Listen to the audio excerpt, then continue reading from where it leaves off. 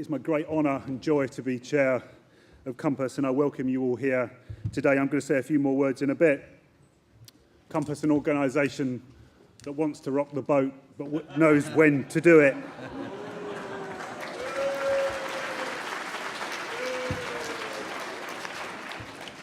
I'd like to thank The Guardian for their support for this event. I'd like to thank the New Statesman for their support, and I'd like to thank Billy Hayes and the CWU for their support. And Billy's going to say a few words now.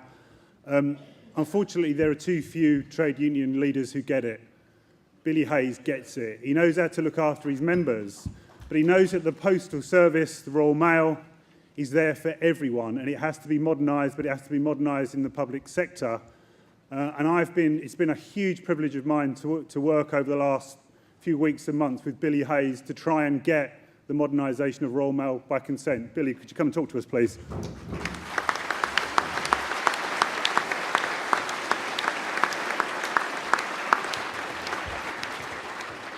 Well, first of all, if I could return the compliment, Neil, you're really building, well, you've built and it's continuing to grow something that's really massive.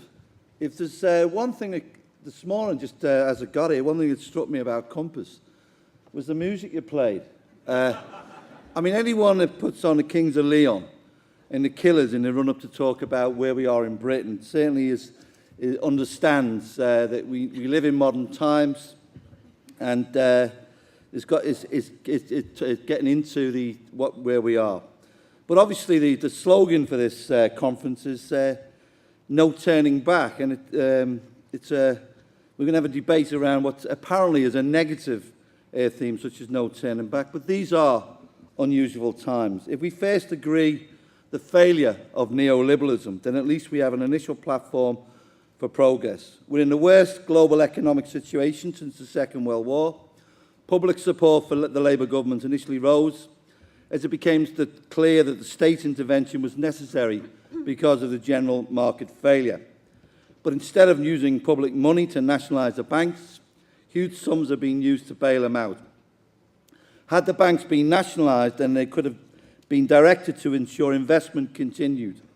Instead, they've used public money to rebuild a market position without increasing the levels of lending. We have a huge bill, yet no control over the banks. Compare this to the problems many workers face in a recession. The Financial Times produced the results of a survey last week called Keep Britain Working Campaign. It showed that over the past 9 months, 27% of UK workers have had their pay cut.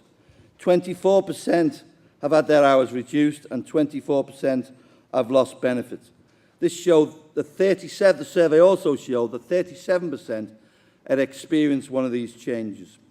And that's in addition to the growing number of workers who've lost their jobs and the suggestion that we could see 3 million unemployed by the end of the year. Is it any wonder there's such a public fury over expenses scandal? And the current shock comes against the background of longer-term growth of inequality in income. Since 1987, the top 10% of income distribution have experienced faster growth in disposable income than the rest of the population. The top 1% experienced still faster growth, and the top 0.1% experienced faster growth even further. The result of being, dare I say it, intensely relaxed about the wealthy becoming wealthy. When the government changes course, then it becomes more popular. The new top rate of tax is a step towards a more progressive tax system.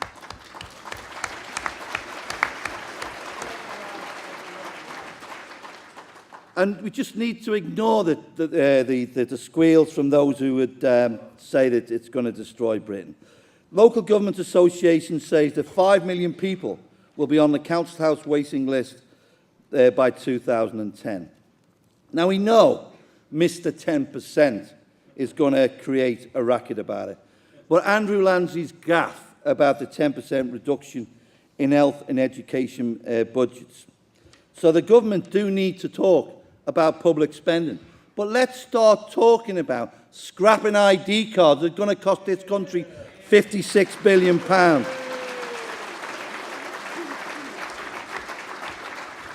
Let's start talking about the waste of Trident.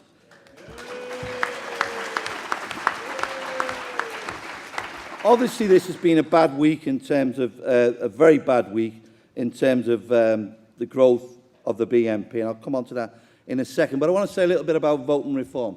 Let me tell you, when people say it's a concern of the chattering classes, I beg to differ. You see, what is a concern is that the political elite who've got us in this mess need to be held to account.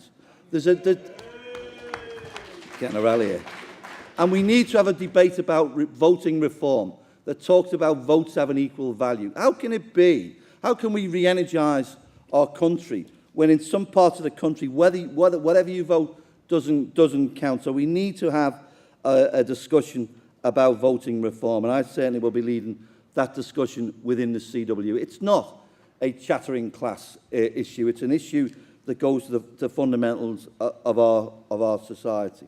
But can I just touch briefly in closing on the growth of the BNP? It was Unite Against Fascism who pointed out the danger of the BNP if we didn't tackle some of them fundamental problems, like housing, like the insecurity of the workforce. But, you know, we need to recognise that we're dealing with something qualitatively different in Nick Griffin.